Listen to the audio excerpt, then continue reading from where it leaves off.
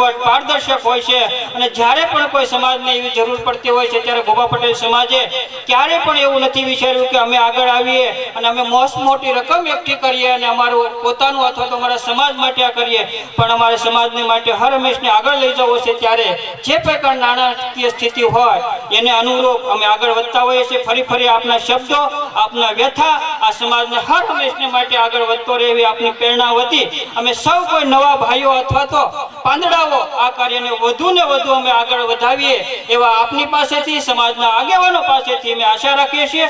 કાર્યક્રમના દોરને આગળ વધારતા ટૂંક સમયમાં અને આપણા સમય પહેલા જે હાજર થયા આપણા ધારાસભ્ય એવા મહેશભાઈ કસવાળા અહીંયા ઉપસ્થિત થયા છે। ખૂબ જ મહત્વનો કિંમતી સમય ફાળવીને પણ આજે ગોબા ગામને આંગણે આ 31મા સમૂહ લગ્ન સમારોહના શુભ પ્રસંગે ઉપસ્થિત થયા છે ત્યારે મારે એમનું સન્માન કરવું છે, એમનું વક્તવ્ય સાંભળવું છે। ત્યારે સર્વપ્રથમ હું નમ્ર વિનંતી કરીશ મહેશભાઈને કે આપના સન્માન માટે આપ આગળ આવશો। અહીંયા અમારા વિસ્તારના ધારાસભ્ય છો ત્યારે હું નમ્ર વિનંતી કરીશ ગોબા પટેલ સમાજના મંત્રી ઘનશ્યામભાઈ રવજીભાઈ માલવિયાને કે આપણા વિસ્તારના ધારાસભ્ય મહેશભાઈ કસવાળાનું શિલ્ડ, શાલ અને પુષ્પગુચ્છ આપી અને આપણે મહેશભાઈને સન્માનિત કરીએ। જોરદાર તાળીઓથી આપણે સન્માનનો દોર ચાલુ રાખીશું। જોરદાર તાળીઓથી આપણા ધારાસભ્ય મહેશભાઈ કસવાળાનું સન્માન થઈ રહ્યું છે। શાલ ઓઢાડી, શિલ્ડ આપી, પુષ્પગુચ્છ આપી ગોબા પટેલ સમાઈ રહ્યા છે। પુષ્પગુચ્છ દ્વારા પણ અમારી નાની બાળાઓને સન્માન કરવું છે ત્યારે બંને અમારા મંત્રી અને મહેશભાઈ આપને નમ્ર વિનંતી કે સ્ટેન્ડિંગ પોઝિશનમાં આપ યથાવત રહેશો। બંને બાળા એક સાઈડ થઈ જશે અને પુષ્પગુચ્છ દ્વારા એનું સન્માન કરશો। જોરદાર તાળીઓ થઈ જાય મહેશભાઈ કસવાળા માટે કે આજે ગોબા પટેલ સમાજને આંગણે આવીને અમારા આ કાર્યક્રમને નવ રંગામાં આપ ઉમેરીને કાર્યક્રમને શોભાવંતિત કરી રહ્યા છો। ઝડપથી બાળાઓ પુષ્પગુચ્છ બંને મહેમાનો પર કરીને આપ સ્થાન ગ્રહણ કરશો। નાની બાળાઓ 31મા સમૂહ લગ્ન સમારોહ પ્રસંગે સૌની વચ્ચે ઉપસ્થિત ગોબા સમાજના હમણાં જ તેમની પાસેથી આપણે ધાર્મિક ટકોર પણ સાંભળી એવા ભાઈ શ્રી હરદાસભાઈ, મધુબાપા, અમારા સાવરકુંડલાથી આપણા આગેવાન પધાર્યા છે ભાઈ દેવચંદભાઈ, પ્રકાશભાઈ, ડીકે, ક્રાંકતથી મગનભાઈ એવા છે। બાકીના નામો બધાના મને નથી આવડતા, પણ અમારે પ્રમોદભાઈ સહિત આગેવાનો, તાલુકા પંચાયતના આપણા પ્રમુખ ભાઈ શ્રી જીતુભાઈ કાછડિયા, અમારા ભારતીય જનતા પાર્ટીના અધ્યક્ષ ભાઈ શ્રી રજનીભાઈ ડોગરિયા, સમાજના સૌ શ્રેષ્ઠીઓ, સામે બેઠેલા સમાજના સૌ ભાઈઓ અને બહેનો, ગોબા સમૂહ લગ્નમાં આમ તો હું મોટાભાગે ગયા સાલ પણ આવ્યો હતો અને ખૂબ લાંબી મેં વાત પણ સમાજના સંદર્ભમાં કરી હતી। થોડી ઉતાવળ મારે હરદાસભાઈ એટલા માટે છે કે મારે પાછું તાત્કાલિક સાવરકુંડલા એટલા માટે જવું છે કે એક ઘટના ઘટી ગઈ છે, એક્સિડન્ટ થયો છે ગંભીર, એટલે હું તાત્કાલિક સાવરકુંડલા પહોંચું હોસ્પિટલે મારા માટે ખૂબ અગત્યનું છે। પણ જે નિર્ભયતાથી કામ હરદાસભાઈએ કહ્યું, મને છેલ્લા 40 વર્ષથી મારી બાજુમાં દેવચંદભાઈ પણ મને કહેતા હતા કે હરદાસભાઈનો જે સંઘર્ષ, સમાજને જે હિંમત આપવાનું કામ જ્યારે જરૂર હતી ત્યારે આ આગેવાનોએ કર્યું છે। આપણી જવાબદારી એને ટકાવી રાખવાની છે અને એટલા માટે એમની કેટલીક વાતો હતી ગોબા ગામ અને ગોબા ગામના સંદર્ભમાં। અવારનવાર ગોબામાં તો કદાચ મારે 2 મહિના નહીં થતા હોય પ્રમોદભાઈ નહીં આવ્યો હોય એવું, ગામડાઓની કાયાકલ્પ કરવી જોઈએ એવું સરકાર પણ માને છે અને એટલા માટે તમે આ વખતનું તમે રાજ્ય સરકારનું તમે બજેટને અભ્યાસ કરશો, કોઈ અભ્યાસો હોય તો તમને ખ્યાલ આવશે કે બજેટનો મોટો હિસ્સો એ હવે ગામડાઓમાં વાપરવા માટેની શરૂઆત ખૂબ મોટી થઈ છે અને એટલા માટે હરદાસભાઈએ કીધું એમ ગામડાઓમાં પૈસા સરકારમાંથી ખૂબ આવશે પણ ખરા, પણ ચિંતાનો વિષય એ છે કે આપણે લોકો એવું માનીએ છીએ કે આ સરકારનો પૈસો છે, આપણો પૈસો નથી। અને એટલે આપણે શું કામ ધ્યાન રાખવું? ગામમાં આંગણવાડીનું કામ હાલતું હોય, નિશાળનું કામ હાલતું હોય, પાણીનો ટાંકો બનતો હોય, તો આપણે વોટે બેઠા હોય, પણ આપણને એમ થાય કે આ તો સરકારનું કામ છે ને આપણે શું આમાં? અને પછી નબળું થઈને ચૂંટણી આવે તેથી આપણું થઈ જાય, તેથી અમે આવી, તેથી પાછા ફરિયાદ અમને જ કરો કે આ કામ નબળું થયું છે. પણ તમે એવું નથી વિચારતા કે આપણે આખું વર્ષ અહીંયા ઓટલે બેઠા છીએ, એક આંટો મારવા નથી ગયા, ત્યાં આપણે કોઈને કીધું નથી કે આ નબળું થાય છે, પણ વરહે દોઢ વરહે અમે આવી ત્યારે સભામાં ઊભા થઈને કહીએ કે આ કામ નબળું કર્યું તમે. એક ધારાસભ્ય તરીકે અમારી ફરજ એ તનતોડ મહેનત કરી અને સરકારમાંથી યોજના તમારા સુધી પહોંચે એની જવાબદારી અમારી હોય છે. એ પછીની જવાબદારી તમારી હોય છે. ગામની અંદર પૈસા આવ્યા પછી, ગામની અંદર કામ થયા પછી એ જવાબદારી તમારી હોય છે કે કામ સારું થાય છે કે નથી થતું.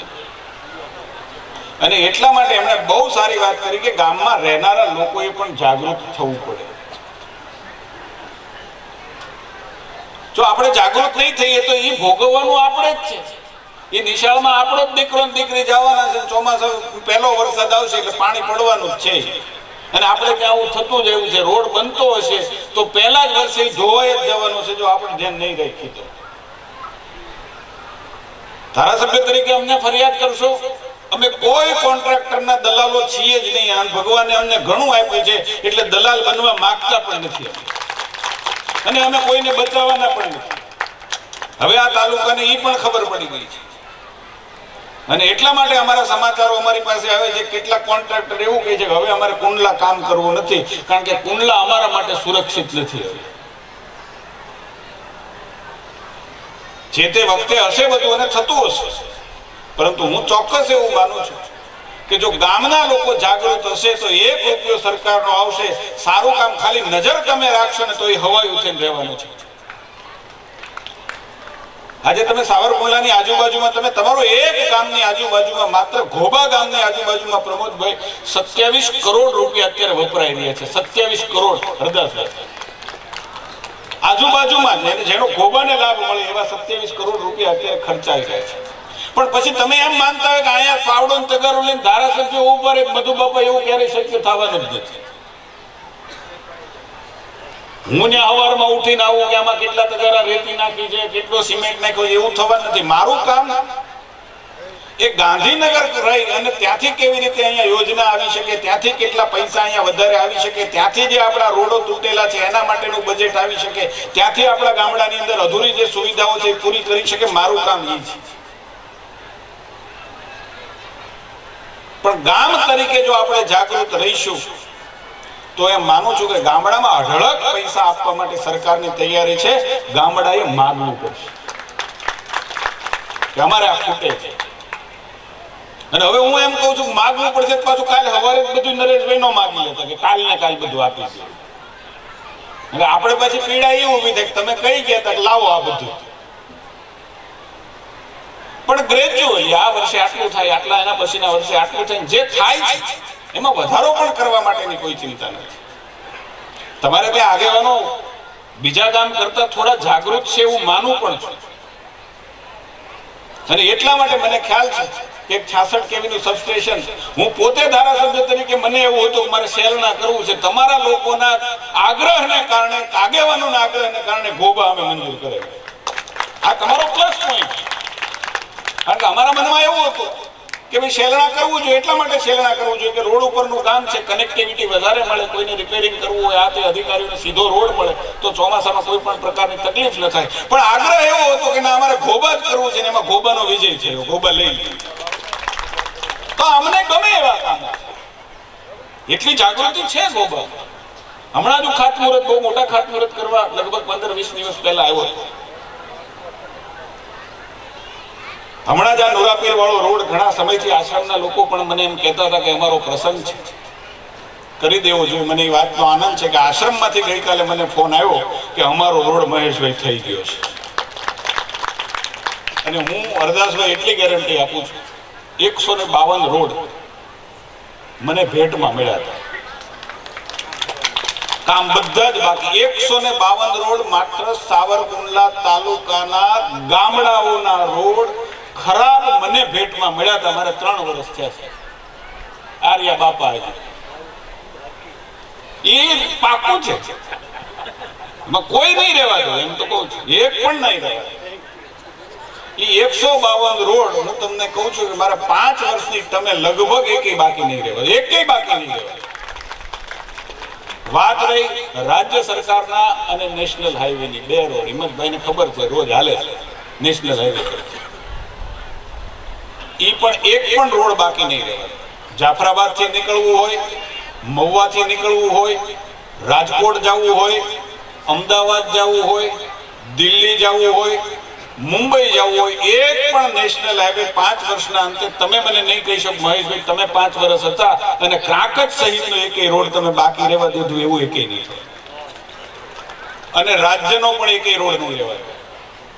ચાહે અમરેલીથી ક્રાકચ સુધીનો હોય, અમરેલીથી લીલિયા સુધીનો હોય, અમરેલીથી લીલિયાથી 5 તલાવડા સુધીનો હોય, સાવરકુંડલાથી જેસર તમને ખબર છે, સાવરકુંડલાથી આપણો લીમડા વાળો તમને જોયો છે, સાવરકુંડલાથી બાઢડાથી રાજુલા વાળો હમણાં કામ શરૂ થાય છે. એક પણ રોડ કુંડલાની ચારેય દિશામાં ચારેય ગામડાઓ જે છે એને કોઈ પણ જગ્યાએ જવું હોય સાહેબ એક પણ રોડ બાકી રહીને તો મારો મત માંગવાનો અધિકાર જ નથી.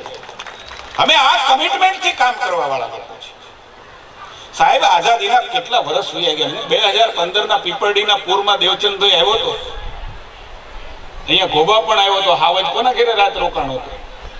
હા, પીપળડીના લોકો એટલા દુખી હતા કે મને કે અમારા પાછળની સાઈડ અમારા ગામની જમીન છે, ત્યાં અમારે ગામ ફેરવવું છે. વિચાર કરો પોતાની જન્મભૂમિ ક્યાં ફેરવવા માટે.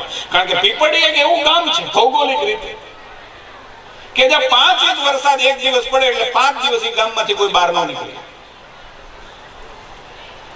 5 દિવસ ગામમાંથી બહાર કોઈ ના નીકળે. આ પીડા હતી અમારા મનમાં. હિપાવડલી ને પીપળી વચ્ચેનો રોડ એવો નદી કાંઠે રોડ બનાવેલો છે. બનવા વાળા એ વખતની સગવડતા જોઈને બનાવ્યો છે, એમાં આપણને વાંધો નથી. એ વખતના સંજોગો એવા છે. પરંતુ એ ગામ સંપર્ક વિહોણું થાય ને મને ખ્યાલ છે કે ઇતિહાસને તમે જુઓ તો દર 3-4 વર્ષે એક વખત પીપળડીમાંથી રેસ્ક્યુ કરવું પડે સરકાર. કોઈ હેલિકોપ્ટર ઉતારવા પડે ને હેલિકોપ્ટરથી માણસોને બચાવવા પડે. મારા મનમાં નક્કી હતું કે પીપળડીને આ પીડામાંથી બહાર કાઢવું છે. આ વર્ષે રાજ્ય સરકારના ઇમરજન્સી બજેટમાંથી 8 કરોડના ખર્ચે પીપળડીથી એક સીધો રોડ ભમોદરા આપણા જેસરવાળા રોડને મળી જાય એવું કર્યું છે. તાકે પીપળડીના લોકોને ગમે તેટલો વરસાદ આવે એને હોસ્પિટલની સેવાની જરૂર હોય, કોઈ માંદગી થઈ હોય, કોઈ એવી અઘટિત ઘટના ઘટી હોય અને જરૂર પડે ને તાલુકા કક્ષાએથી આગળ જવું હોય તો એને એક પણ મિનિટની વાર વગર રોડમાં સડસડાટ નીકળી જાય એવી વ્યવસ્થાઓ આપણે કરીએ છીએ. હવે અમે કરીએ છીએ એમાં પીડા ઉભી રહે. એમાં કાલ કોઈ પાછી અરજી નાખી છે કે આ રોડ તમે બંધ રાખો. હું બહુ નિખાલસ ભાવે મારો આખા બોલો સ્વભાવ છે, એનું નુકસાન મને ઘણી વખત થાય છે. ટીવીમાં બોલતો તો હું કોઈ જેની અમે કોઈથી કઈ બોલ્યું નથી એ મારો વિરોધ કરતા હતા કે મહેશભાઈ ટીવીમાં બહુ બોલે. એટલું ગૌરવ લ્યો ને કે આપણો દીકરો ગમે એની સામે બોલીએ કે જે પટેલનો દીકરો એનું ગૌરવ લ્યો ને કે બોલીએ કે ગમે એવો આવે એની સામે બોલીએ કે. પણ હું એટલું કહું છું કે એ રોડ બનવાનો છે, કોઈને નુકસાન માટે નથી બનવાનો. કોઈના ખેતરો નહીં ધોવાવા દઈએ, કોઈનો રસ્તો બંધ નહીં થવા દઈએ. પરંતુ પીપળી અને ભમોદરા વચ્ચેની કનેક્ટિવિટી એ એક આખા ગામ માટે આ પુણ્યનું કામ છે અને આ કરવું એ આપણી ફરજ છે. એમાં કોઈની જમીન પણ જવાની નથી. જે જૂનો રસ્તો છે આપણો એક સાંકળનો 33 ફૂટનો એની ઉપર જ બનવાનો. પરંતુ એ ગામની પીડા છે અને પીડામાંથી આપણા જ લોકો છે, એ બધા કોઈ પણ સમાજના હોય લે છેવટે આપણા લોકો છે, એને પીડામાંથી બહાર કાઢવા. આ વખતે પણ ઘોબા અને પીપળી વચ્ચેનો પુલ એને કારણે કેટલી બધી તકલીફો થાય. ક્યારેક સરકારના કામોમાં ક્યારેક ધીમી ગતિ આવે, ધીમી ગતિ હુકામ આવે એ કઈ મારે જાહેર મંચ ઉપરથી કહેવાય પણ નહીં. પણ ઈ બ્રિજ પણ આ વખતે ઘોબા અને પીપળી વચ્ચેનો થઈ જાય એટલે હું એમ માનું છું કે ઈ કનેક્ટિવિટી પણ આપણને પૂરી થવાની છે.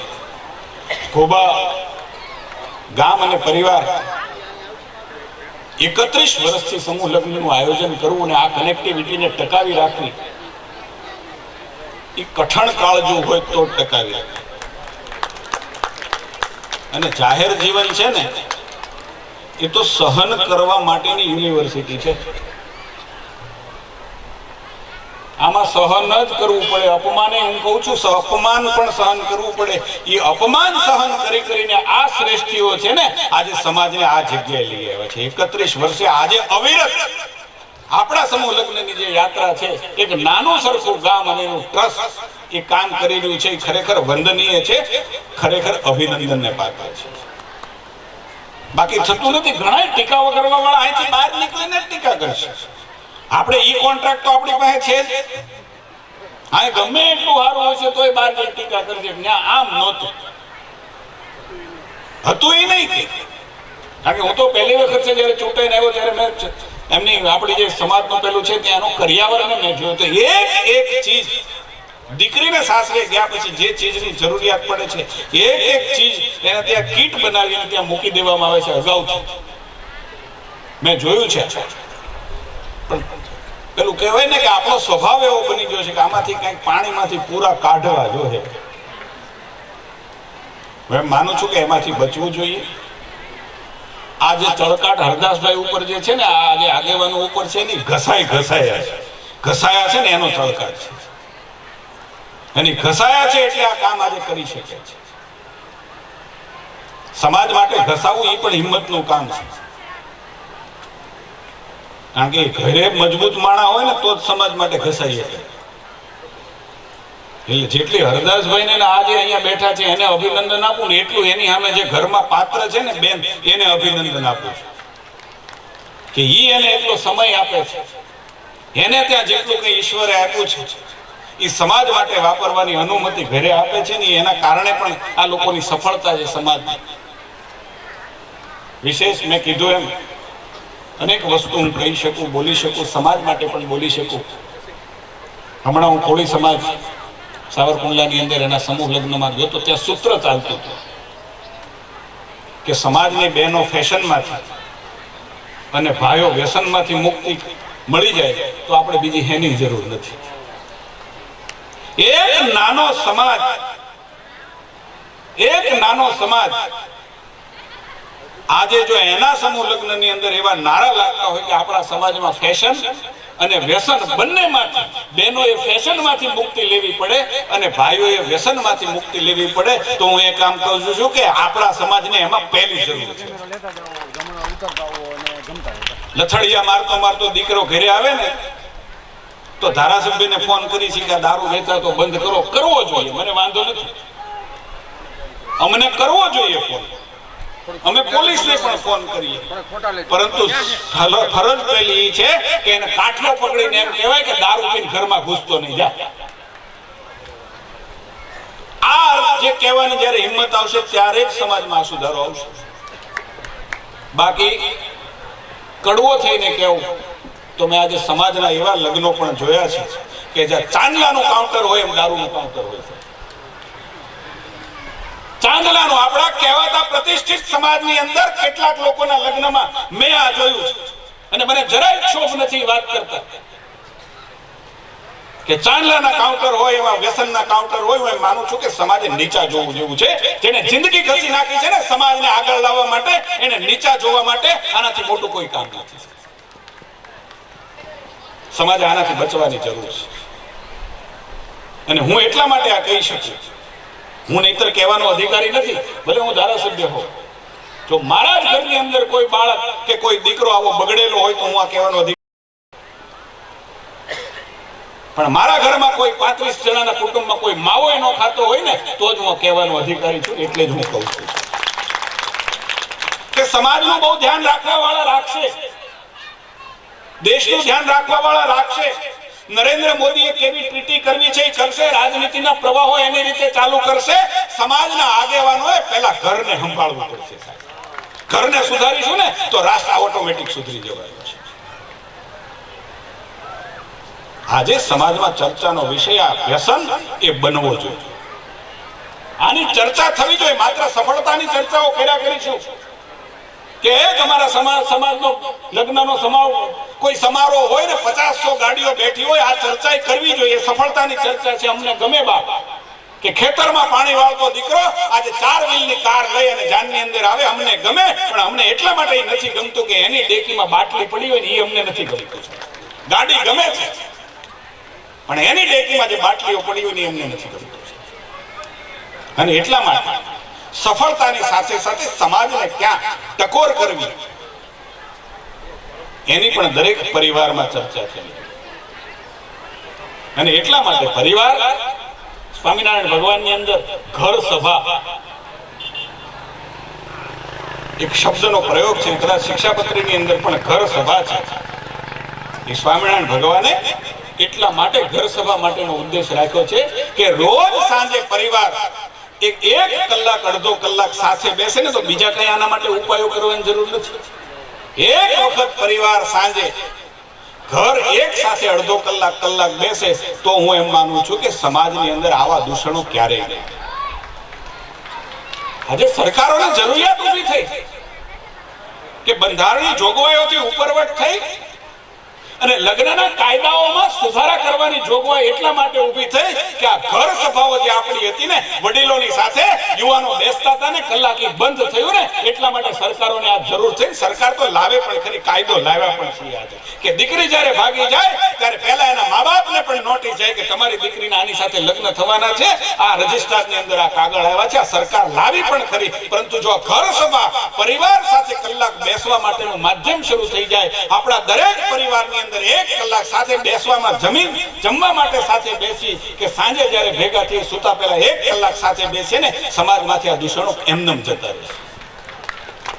આજે કરવાની જરૂરિયાતો પણ સરકારને એટલા માટે ઊભી થઈ છે કે મૂળ જે આપણું સમાજનું બંધારણ હતું એ સમાજના બંધારણને આપણે ભૂલી ગયા છે. જે સમાજની અમાન્યઓ હતી ક્યાં ગઈ અમાન્ય? કોકને ભાઈ બીડીનું વ્યસન હોય ને તો એ સમાજની વચ્ચે બીડી નહોતો પી શકે, કોઈ માવો ચોળીને ખાઈ નહોતો શકતો. આજે દ્રશ્યો એ જોઈએ છે કે બાપ છે દીકરાને એમ કે લાઈ જરા ચોળી નાખ તો બનાય માવો.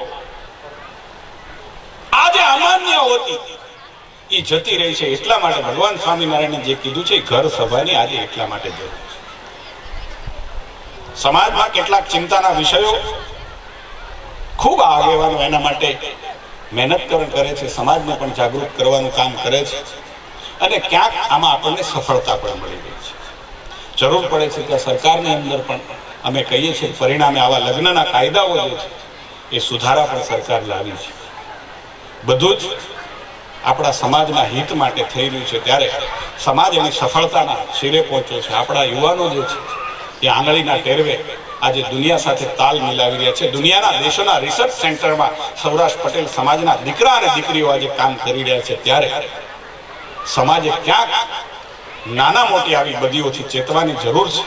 અને ચેતવાની જરૂર જ્યારે છે ત્યારે સમાજના આવા મંચો ઉપરથી આપણે ઉજાગર કરીશું તો આપણે એમાંથી બચી શકીશું. કાંઈ કોઈને દંડા મારીને કાટલો પકડીને સુધારાશે નહીં, પરંતુ આવી જ્યારે વાતો કરીશું આપણે સમાજના લોકો આવી અપીલ કરશે, ઘરના લોકો ભેગા થઈને બેસીને એના ઉપર ચર્ચા કરશે. હું માનું છું કે આ સમાજ એને ખૂબ મહેનત કરી છે, ખૂબ સહન કર્યું છે અને સહન કરીને આ સ્ટેજે પહોંચ્યો છે. ઈશ્વરની પણ એમાં મહેરબાની થઈ છે. અને આવા સમૂહ લગ્નના પ્રસંગે હું ઈશ્વરને એટલું જ કહું, ઈશ્વરને એટલી પ્રાર્થના કરું કે મારો સમાજ આજે જે જગ્યાએ પહોંચ્યો છે એ એની મહેનતના પરિણામે પહોંચ્યો છે. અમે દુઃખ વેઠ્યું છે, અમે પીડા વેઠી છે. એ પીડા વેઠીને અમારા વડવાઓએ આ સમાજને આ જગ્યાએ પહોંચાડ્યો છે.